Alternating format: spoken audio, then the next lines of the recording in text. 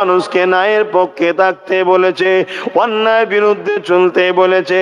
যুগে যুগে তানাদের ওপর অত্যাচার জুলুম হয়েছে, কিন্তু যুগে যুগে যুগে জালিমরা মিটে গেছে, আমার নবীর গোলামরা জিন্দা ছিল, আজও রয়েছে। এ নওজোয়ান তরুণেরা, আল্লাহ নবী নূহ নবী দয়ার নবী যখন নাই সত্যের বাণী পৃথিবীর মানুষকে প্রচার করলো, ওই সময় আমার নবী পাকের উপরে কত অত্যাচার হয়েছে জানেন? আল্লাহ নবী যখন নামাজ পড়তেন, নবী আমার এক আল্লাহ পাকের দাসত্ব যখন করতেন, মক্কার জালিমরা পচা দুম্বার ফুরি নিয়ে গিয়ে আমার রাসূলুল্লাহর পিঠের উপরে চাপিয়ে দিত। আল্লাহ নবীকে এইভাবে তারা জুলুম করত। আল্লাহ নবী পচা দুম্বার দুর্গন্ধতে ভারিতে আল্লাহ নবী সিজদায় পড়ে পড়ে কাঁদতে থাকতো, সিজদায় পড়ে পড়ে তাসবিহ পড়তে থাকতো। তারা আমার নবীর উপরে এইভাবে জুলুম চালিয়েছে। কোন একদিনের কথা, আল্লাহ নবী সিজদায় পড়েছে, আর এমন করে পচা দুম্বার ভুঁড়ি এত চাপিয়েছে, তোমার আমার দয়ার নবী ওই ভুঁড়িতে পুরো চাপা পড়ে গেছে, নিঃশ্বাসেরও কষ্ট হচ্ছে, মাথাও তুলতে পারছে না। আর আমার নবী পাকের কলিজার টুকরি খাতুনে জান্নাত তখন ছোট ছিলেন, তিনি আব্বাকে খুঁজে খুঁজে খুঁজে, কেন তিনি জানে প্রতিদিনই এইভাবে অত্যাচার করে। যখন এই দুম্বার পচা মুড়িগুলোতে উঁচু করা রয়েছে, ফাতেমা হুজুর বুঝতে পেরেছে নিশ্চয়ই এর মধ্যে আমার আব্বা রয়েছে, তাই ছোট ছোট হাত দিয়ে আব্বা জানের পিঠ থেকে ভুড়ি গুলো না পায়। ভেবে দেখুন কত দুর্গন্ধ, কত কষ্ট দিয়েছে আল্লাহ নবীকে। তখনকার জালিম যারা ছিল অত্যাচার করেছে, আজকে জালিমরা যদি তোমার আমার উপরে অত্যাচার করে, রাসূলুল্লাহকে দেখে মনে সান্ত্বনা দিও, আহা যাকে না করলে আল্লাহ কিছুই বানাতেন না, সেই নবীর উপরে কত জুলুম হয়েছে, আমি তো কোথাকারের কে। আল্লাহ যদি এই জুলুমটা সবার ক্ষমতা দেয়, জুলুম যদি আমার উপরে হয়, নিজেকে গর্ব করো, নবীর সুন্নতের পালন করা হচ্ছে। আরো জোরে বলুন সুবহান।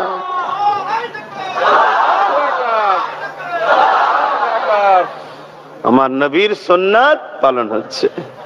তবে আমার রাসূল যে সহ্য করেছে, যে কষ্ট করেছে নবী আমার, ও কষ্ট আমরা করতে পারবো না, তাই আল্লাহ আমাদেরকে সেই পরীক্ষাও নাই না। আল্লাহ নবীকে ঘর থেকে নবী আমার পাহাড়ের গুহাতে চলে গেলেন, কেননা চতুর্দিকে জালিমরা আমার নবীকে খুঁজছে। নবী ইনসাফের কথা বলেছে, নবী একত্ববাদের কথা বলেছে, নবী সভ্যতার কথা বলেছে, নবী মা বাপের অধিকারের কথা বলেছে, নবী নারীর অধিকারের কথা বলেছে, নবী এতিম অসহায়দের অধিকারের কথা বলেছে, নবী মানুষকে মানুষ বানাবার রাস্তা দেখাচ্ছে।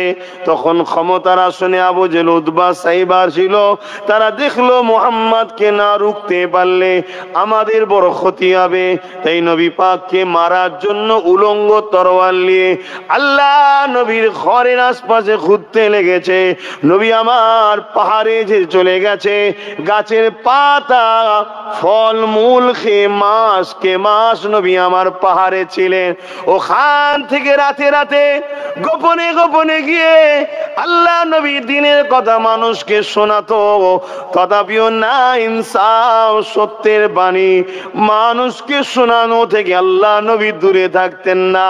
এ যুবকের আল্লাহ নবীর দিন এমনও গেছে, উহুদের ময়দানে আল্লাহ নবীর দান্দা মোবারক শহীদ হয়ে গিয়ে নবী পাকের শরীর মোবারক থেকে রক্ত ঝরতে লেগেছে। আল্লাহ নবীর জীবনে এমনও দিন গেছে, আল্লাহ নবী মক্কা থেকে পাশে তায়েফের জমিনে গেছে।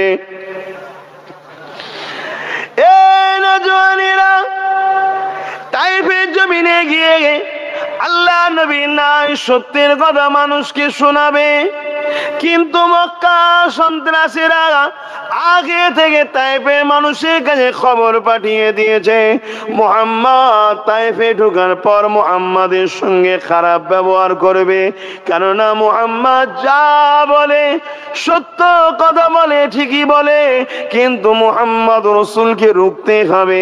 যদি না রুকা যায়, আমরা যে মানুষকে গোলাম বানিয়ে রেখেছি, আমরা যে মানুষের উপরে নিজেদের ক্ষমতার আধিপত্যকে টিকিয়ে রেখেছি, মানুষকে আমরা যে আমাদের দাস দাসী বানিয়ে রেখেছি, মানুষের নারীগুলোকে আমাদের ভোগের পাত্রী বানিয়ে রেখেছি, এখনো তাহলে বন্ধ হয়ে যাবে। মুহাম্মদ যখন তাইফের জমিনে যাবে, যাবার আগে তাকে রুখে দাও। তাইফের সন্ত্রাসীরা, দুষ্টু গুন্ডা বদমাইশেরা এমন করে দেখা যায়, এমন করে যুবক ছেলেদের হাতে লাঠি তুলে দিয়ে তাদেরকে অর্থ দিয়ে খাবার দিয়ে খুলিয়ে দিয়েছে। আমার রাসূলের পা যখন যায়, আল্লাহ নবীকে পাগল বলে তারা পাথর মারতে লেগেছে। এ যুবক সে রেখে দাও, যাকে না বানালে আল্লাহ কোন কায়নাত বানাতো না, যাকে না বানালে আল্লাহ জান্নাত বানাতো না, যাকে না বানালে আল্লাহ শফিউল্লাহকে বানাতো না, যাকে না বানালে আল্লাহ মুসা কালিমুল্লাহকে বানাতো না। যার জন্য কায়নাত আল্লাহ তৈরি করেছে, সেই বন্ধুকে তাইফের জমিনে দুষ্টুরা পাথর ছুঁড়ে ছুঁড়ে মারছে। যেখানে পাথর লাগে, আল্লাহ নবী সেই জায়গা না ফেটে যে রক্ত ঝরতে লেগেছে। ভেবে দেখো আমার নবী পাক কতটা কষ্ট করেছে। কেন করেছে? যাতে করে আমি তুমি দুনিয়া আখিরাতে শান্তি পাই। দুনিয়া তো আজাদের জিন্দগি পায়, দুনিয়া তো ইনসাফ ইনসানিয়াত পায়, দুনিয়া তো ভালো মানুষ যাতে হতে পারে, আর পরকালে আল্লাহর চির শান্তি জান্নাত যেন পায়। এ নওজোয়ান তরুণেরা, আল্লাহ নবী নূর নবীকে এত মারা সেদিন বেঈমানেরা মেরেছিল, পাষাণ দিলের মানুষগুলো এত অত্যাচার করেছিল। আল্লাহ নবীর শরীর দিয়ে রক্ত বেরোতে বেরোতে বেরোতে নবী পাকের জুতা মোবারক খানা রক্তাক্ত হয়ে যায়। আল্লাহ নবী তাইফের জমিনেতে অজ্ঞান হয়ে পড়ে যায়। যখন অজ্ঞানে পড়ে যায়, বেঈমানের দলের লিডাররা এসে আমার নবী পাকে নাকে হাত দিয়ে দেখে মুহাম্মদ বেঁচে আছে না মরে গেছে। আল্লাহ নবী অজ্ঞান হয়ে রয়েছে। এই অবস্থাতে বেঈমানেরা আরো কিছু লাঠি আঘাত আমার নবীর উপরে করে। ভেবে দেখো গো, তোমার উপরে কেদিকে এইভাবে জুলুম করে, নিজেকে ধৈর্য সঙ্গে রাখো, নবী থেকে সরে যাও না, হক থেকে সরে যাও না, কোন বেঈমান জালিম লুটেরা বদমাইশের দিকে চলে যাও না। মনে রাখবে তোমার এই পরীক্ষাটা আল্লাহ নিচ্ছে, এবং তোমার উপরে জুলুমটা সুন্নাতে রাসূল হয়ে যাচ্ছে। এ যুবকেরা, তরুণেরা, বাপেরা, আল্লাহ নবী ভাবে অজ্ঞানে পড়ে রইলেন, আর এমন করে ফারিস্তারাও কাঁদে, আয় আল্লাহ আপনি এখনো সবর করে আছেন। আল্লাহ আপনি যাকে সব থেকে বেশি ভালোবাসেন, সেই নবীর উপরে এত অত্যাচার হচ্ছে। আল্লাহ আল্লাহ আপনি এখনো কেন সবর করে রয়েছেন? আল্লাহ আল্লাহ কেন তায়েফবাসীকে ধ্বংস করে দিচ্ছেন না? আমার আল্লাহ পাক ওই সময় বলেছিল, আমার ফারিস্তারে, হ্যাঁ তোমরা ঠিক বলছো, আমি সব থেকে বেশি আমার হাবিব বন্ধু মুহাম্মদ রাসূলকে ভালোবাসি, তাহলে কেন সবর করে আছি? এর উত্তর তুমি দুনিয়া জমিনে পেয়ে যাবে। যাও জিবরাইল, দুনিয়া জমিনে চলে যাও, এমন করে পাহাড় চালক ফারিস্তাকে সাথে করে নিয়ে দুনিয়া জমিনে চলে যাও। এ জিবরাইল, পাহাড়কে তুলে নিয়ে তায়েববাসীর উপরে চাপিয়ে দাও, বা দুটো পাহাড়কে এক জায়গায় করে মাঝখানে ফেলে তায়েববাসীকে পিষে মেরে দাও। আমি আল্লাহ তোমাকে ইজাজত দিয়ে দিলাম, জিবরিল চলে যাও। তবে ওদেরকে মারার আগে একবার আমার বন্ধুর সঙ্গে সালামটা নিয়ে বিষয়টা আলোচনা করে নেবে। হযরতে জিবরাইল চলে আসলে দুনিয়া জমিনে এসে আমার নবীকে সালাম দিলেন। নবী পাকের গায়ে থেকে পাথরগুলো পরিষ্কার, বালুগুলো পরিষ্কার করতে লেগেছে। আল্লাহ নবীকে যখন সালাম দিলেন, নবী পাকের হুঁশটা ফিরে এলো। জিবরাইল সালাম দিল, নবী সালামের জবাব দিলেন। দিয়ে জিবরাইল চোখ ভরা পানি নিয়ে বলেছে, ইয়া রাসূলুল্লাহ, আমরাও তৈরি হয়েছি আপনার খাতিরে, আপনার খেদমত, আপনার গোলামি করব, আপনাকে আমরাও পেয়ার করি ইয়া রাসূলুল্লাহ। এই যে জুলুম হয়েছে এটা আমরা সহ্য করতে পারছি না। আল্লাহ পাককে জিজ্ঞাসা করেছি, আল্লাহ পাক পাহাড় চালো ফেরেশতা পাঠিয়ে দিয়েছে, কিন্তু একবার ওদেরকে মারার আগে আপনার সঙ্গে আলোচনা করে নিতে বলেছে। হুজুর আপনি যদি বলেন পাহাড় তুলে নিয়ে যে ওদের পিঠে চাপিয়ে দেবো, হুজুর আপনি যদি বলে দুই পাহাড়কে এক জায়গায় করে বিছখানে পিষে ওদেরকে মেরে দেবো, এ যুবক মন দিয়ে শোনো, কতটা দয়া নবী তুমি আমি পেয়েছি। শুধু দয়া করে রাস্তায় থাকো, রাস্তা থেকে ভটকে যেও না, শয়তানদের দল করো না, বদমাইশদের দল করো না, জালিমদের দিকে যেও না, অত্যাচারীদের দিকে যেও না। মসজিদ যদি কোনোদিন বানাতে নাও পারো, মসজিদের দুশ্মনের সঙ্গে মিশো না। মাদ্রাসা কোনোদিন বানাতে যদি নাও পারো, মাদ্রাসাকে যারা মিটিয়ে দিচ্ছে তাদের সঙ্গে দল করো না। যদি নিজের পেটিকে কখনো পর্দায় নাও রাখতে পারো, পর্দাকে তো বিশ্বাস করো, গুনাহগার তুমি, কিন্তু যারা পর্দাকে মিটিয়ে দিচ্ছে, পর্দার আইনের বিরুদ্ধে আইন তৈরি করছে, তাদের সঙ্গে উঠা বসা করো না। কেন নবী আমার অনেক কষ্ট করে এগুলো প্রতিষ্ঠিত করেছে। তোমার ভাঙরের জমিনে আল্লাহর দিনটা আমার রাসূল অনেক কষ্ট করার পরে এসেছে।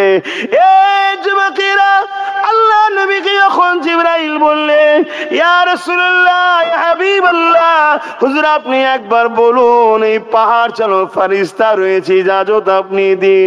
আর রহমতে নবী শুনতে দেরি, চোখ দিয়ে পানি জারি হয়ে যায়।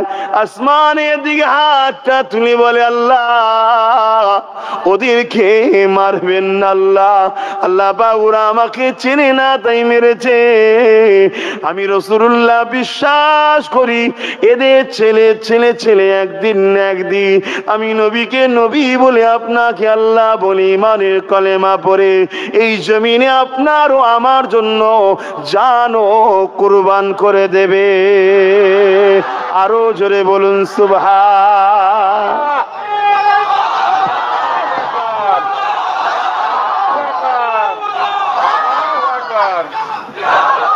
সেই নবী আমার কত কষ্ট করেছে। বিদায় নিবার সময় রেখে গেলেন তিনটে জিনিস। কটা জিনিস? সবাই বলুন, আঙুল তুলে দেখান। কটা জিনিস?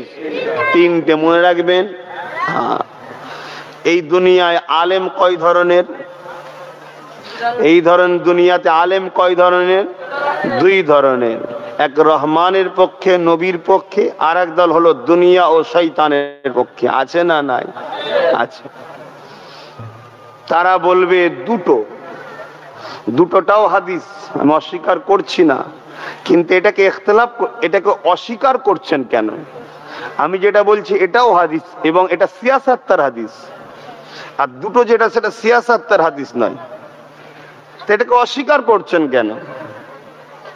আমরা দুটোকেও মানি। তিনটে জিনিস রেখে গেছে, তিনটের মধ্যেই দুটোও আছে। একটা হলো কিতাবুল্লাহ, আল্লাহর কিতাব। কি? সবাই বলুন কোরআন শরীফ। বলুন কি? হ্যাঁ, কোরআন শরীফ, পবিত্র কোরআন শরীফ, কালামুল্লাহ শরীফ, পবিত্র আল্লাহর কথা। জোরে বলুন সুবহানাল্লাহ। যত পড়বেন আল্লাহর সঙ্গে কথা হবে। জোরে বলুন সুবহানাল্লাহ। হযরতে মুসা আলাইহিস সালাম বলেছিলেন, আল্লাহ আমি আপনার সঙ্গে কথা বলি, এই জমিনের উপরে আর কি কেউ আপনার সঙ্গে কথা বলবে?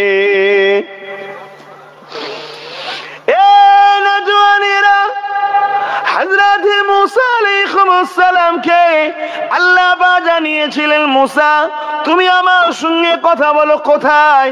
হযরত মুসা আলাইহিস সালাম বলেছিলেন, আল্লাহ পাক তুর পাহাড়ে আপনার সঙ্গে কথা বলি।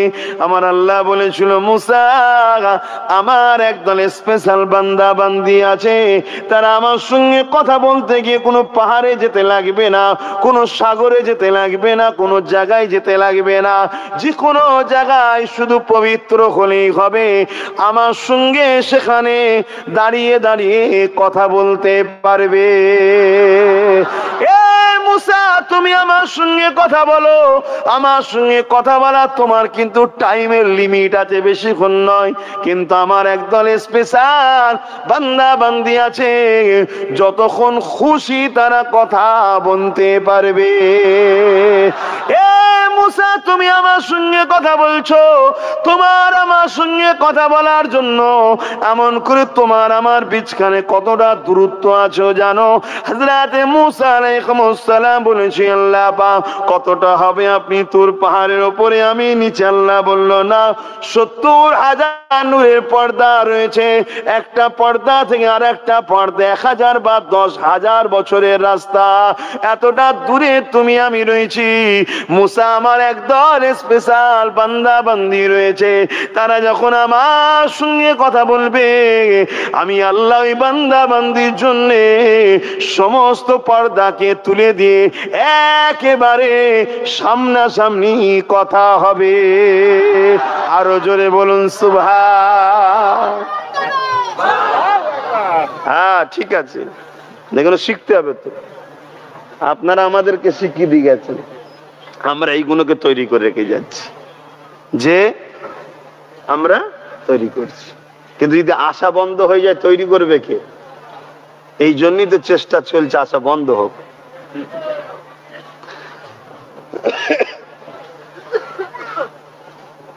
তারা কারা? সেই বান্দাগুলো কারা গো? আমরা নয়? বলো না, আমরাই তো।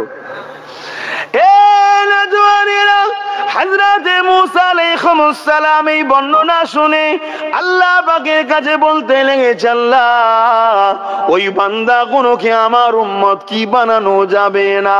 আল্লাহ বলল, না মুসা হবে না, ওটা আমার স্পেশাল বান্দা বান্দি। আল্লাহ পাক তাহলে আমি মুসাকে সেই বান্দাদের দলভুক্ত বানিয়ে দেন। আল্লাহ বলল, হবে না, কারণ ওটা আমার স্পেশাল রাখা আছে। আল্লাহ পাক তাহলে কি জানতে পারি তারা কারা? আমার নবী হযরত মুসা আলাইহিস সালামকে আল্লাহ বলতে গেছে, মুসা শোনো, ওটা অন্য কেউ নয়, ওটা আমার বন্ধুর উম্মত উম্মতি। যুবক শোনো, তুমি আমি যখন নামাজ পড়ি, আল্লাহ নবী জানিয়ে দেন, আসসালাতু মিরাজুল মুমিনিন, নামাজ হলো মুমিন মুমিনাদের জন্য আল্লাহ দিদার, মুসলমানদের জন্য দিদার নয়, মুমিন মুমিনাদের জন্য দিদার। আসসালাতু মিরাজুল মুসলিমিন নয়, আসসালাতু মিরাজুল মুমিনিন। মুমিন আলাদা, মুসলমান আলাদা। শুনছেন তো নাকি? আকীদা ঠিক করুন ভাই, আমি ঝগড়া করতে আসিনি, বাঁচাতে এসেছি। আকীদা ঠিক করুন, মুমিন আলাদা, মুসলমান আলাদা। কিন্তু মুমিনের মধ্যে মুসলমান শর্তটা আছে, জোরে বলুন সুবহানাল্লাহ। অর্থাৎ যে মুমিন হবে অটোমেটিক তার মধ্যে মুসলমান অপশনটা থাকবেই। যেমন অ্যান্ড্রয়েড মোবাইল মানে ক্যামেরা থাকবে, এটা মাস্ট। তো মুমিন যে হবে তার মধ্যে মুসলমান অপশন আছেই, কিন্তু মুসলমান যে হবে তার মধ্যে মুমিন নাও থাকতে পারে, ওটাকে হতে হয়। বুঝতে পারছি? মুমিন এখান থেকে হয়, মুসলমান এখান থেকে হয়। এটা খুলে বলতে গেলে 2 ঘন্টা সময় লাগবে, না হবে না। আর সেই আমি চেষ্টা করছি ঠিকই, কিন্তু সেই শক্তিটা পাচ্ছি নি। আপনাদের ঘোষণা দিয়েছি কি আমি জানি না, আমি অসুস্থ ভাই, সেই পাচ্ছি না। তো সেই জন্যে এতটুকু শুধু ধরে রাখেন, মুমিন কাকে বলা হয়? কোরআন বলছে যে তার নবীকে অর্থাৎ মুহাম্মদ রাসূলকে নিজের জানের থেকেও বেশি ভালোবাসে, সে হলো মুমিন। জোরে বলুন সুবহানাল্লাহ। এটাকে মাথায় রেখে দেন, শুধু শুধু এতটুকু মাথায় রেখে দেন। তাহলে আসসালাতু মিরাজুল মুমিনিন।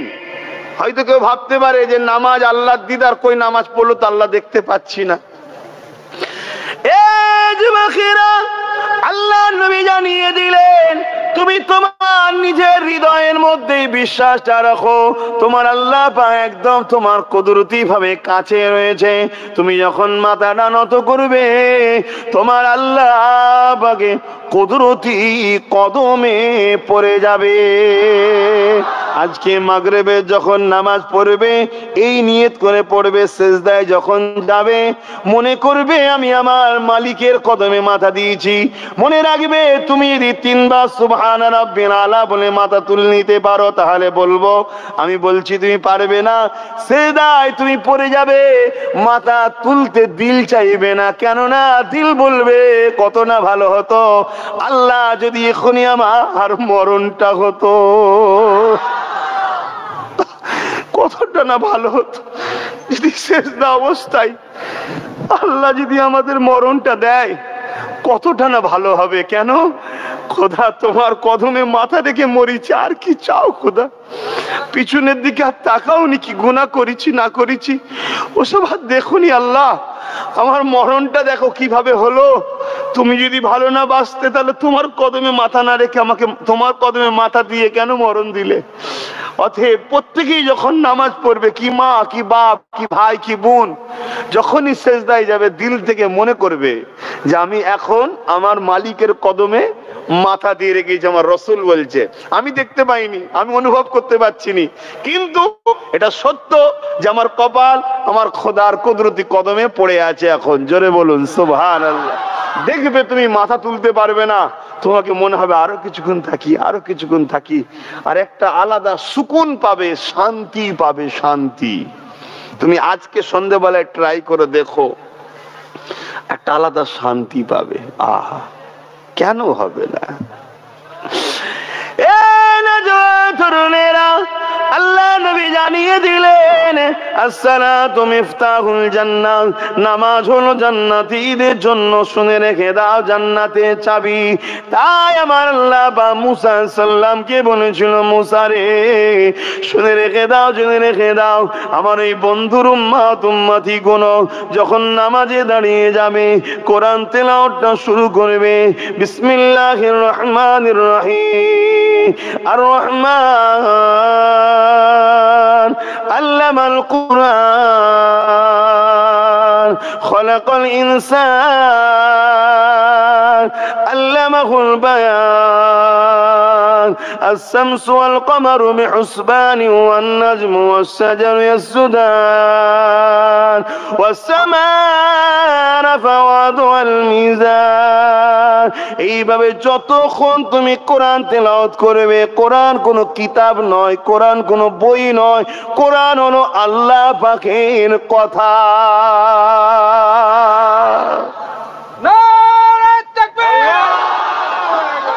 নারে তাকবীর, সিলসিলা ফুরফুরা শরীফ, সিলসিলা ফুরফুরা শরীফ, আল কোরআনের আলো, কোরআনের আলো। নারে তাকবীর, আল্লাহ আলহামদুলিল্লাহ। আমি ভাইয়ের ভুল বলবো না, একটা ধরিয়ে দেবো, সিলসিলায়ে ফুরফুরা শরীফ নয়, ফুরফুরাটা জায়গার নাম, সিলসিলায়ে মুজাদ্দেদ জামান দাদা হুজুর পীর কেবলা। বলুন সিলসিলায়ে মুজাদ্দেদ দাদা হুজুর পীর কেবলা। হ্যাঁ, কিছু মনে করবেন না ভাই, এটা তো ধরাতেই হবে, আমরাই তো ধরাবো, আর দোষ তো আপনাদের নয়। আমরা ওলামারাও অনেকে সিলসিলায়ে ফুরফুরা শরীফ বলে ফেলি, অর্থাৎ বলাটা কেন হয়, ওখানে দাদা হুজুরের নিসবাত আছে তাই, কিন্তু আস্তে আস্তে এটা ভুল মেসেজ যেতে পারে। আমিও কোনদিন বলে বলবো আমারই সিলসিলা না, ওই জন্য আমার পরের জেনারেশনকে শিখাতে হবে সিলসিলা ফুরফুরা শরীফের নয়।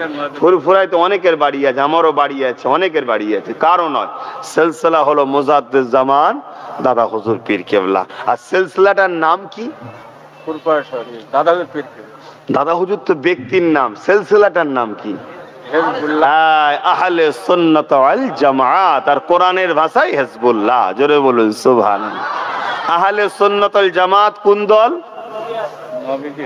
নবী ও সাহাবাদের দল। জোরে বলুন সুবহানাল্লাহ। তার মানে যে দলে নবীর কথাবার্তা কাজ কাম, সাহাবাদের কথাবার্তা কাজ কাম আছে, এই দলটার নাম আহলে সুন্নাত ওয়াল জামাত। অনেক দল আছে ভাই, অনেক দল থাকবে, কেন নবী বলেছে আমার উম্মতের মধ্যে ৭৩ দলে বিভক্ত হবে, ৭২ জাহান্নামী হবে, একটা জান্নাতি হবে।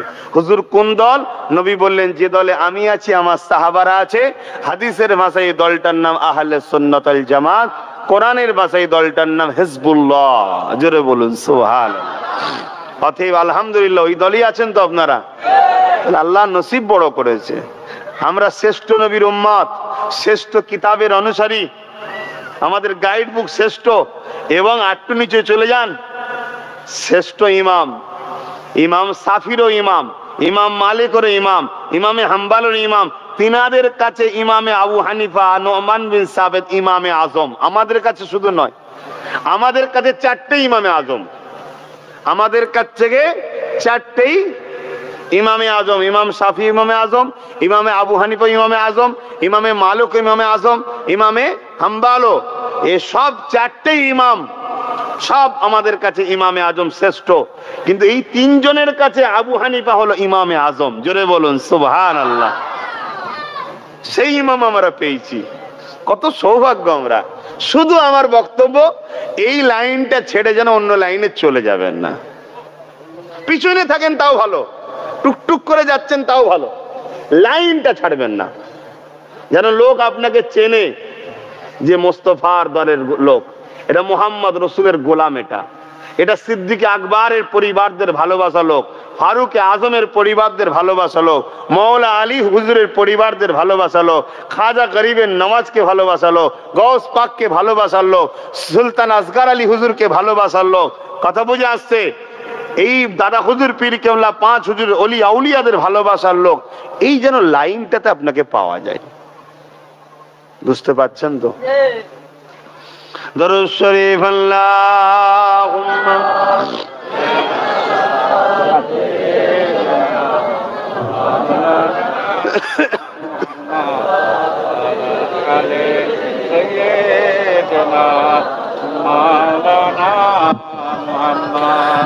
मेरी उल्फत मदीने से यूं ही नहीं, मेरे आका का रोज़ा मदीने में है।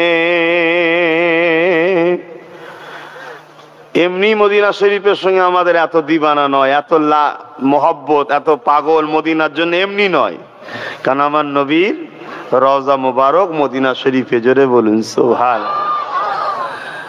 मेरी उल्फत मदीने से यूं ही नहीं, मेरे आका का रोज़ा मदीने में है। मैं मदीने की जानिब ना कैसे खींचो, मैं मदीने की जानिब ना कैसे खींचो, मेरा दीन और दुनिया मदीने में है। अरसे आजीम से बस के जिसका बड़ी शान है, रोजाए मुस्तफा जिसकी पहचान है, रोजाए मुस्तफा जिसकी पहचान है, जिसका गम पल्ला कोई मुहल्ला नहीं, जिसका गम पल्ला कोई मुहल्ला नहीं, एक ऐसे मुहल्ला मदीने में है। মদিনার মতো কোন জায়গা আছে নাকি পৃথিবীতে? কোন জায়গা আছে? মক্কা মদিনার সঙ্গে তুলনা চলবে না। কারণ আমার নবী নিজে মক্কায় আল্লাহর কাছে দোয়া করতেন, আল্লাহ, হজ করতে গিয়ে নবী, যে আল্লাহ আমাকে মক্কায় ইন্তেকাল করাবেন না, আমি যেন মদিনায় গিয়ে ইন্তেকাল করি। জোরে বলুন সুবহানাল্লাহ।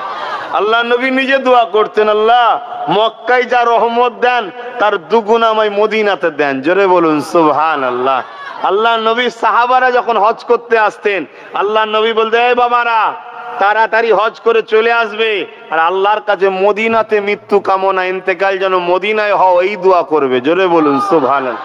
আল্লাহ নবী এমনও বলেছে, যদি তোমরা মদিনার সঙ্গে সম্পর্ক নাও রাখতে পারো, অর্থাৎ মদিনা বসবাস নাও করতে পারো, দূরের মানুষ, কমসে কম মদিনাতে একটা খেজুর গাছ লাগিয়ে দিয়ে সম্পর্কটা তৈরি করে রাখো। জোরে বলুন সুবহানাল্লাহ। কেননা আমি নবী পাক মদিনা শরীফ থেকে উঠবো, মদিনা হলো আমি রাসূল আমার প্রতিবেশী। এ যুবকের আল্লাহ নবী তাই জানিয়েছে, আমি প্রথমে আমার পরিবারদের শাফাত করব। বলুন তো এই পরিবারদের শাফাত বলতে কার? ফাতেমা হুজুরের নাকি হাসান হোসাইনের নাকি? তাহলে কাদের? এই যে আল্লাহ শুকর করে বলছি, আমাদের মতো গুনাহগার যারা সেই খানদানে রয়েছে, আমরা কত বাতাই ঢুকছে। তারপরে কাদের শাফাত করব? আমি নবী আমার মদিনাবাসী। তারপরে আল্লাহ নবী শাফাতে কুবরা, সমস্ত মানুষের জন্য শাফাত করবে। আমার নবীর উম্মত হোক, মুসা নবীর উম্মত হোক, সবার শাফাত আমার নবী করবে। জোরে বলো ও এ উম্মতে মুহাম্মাদি।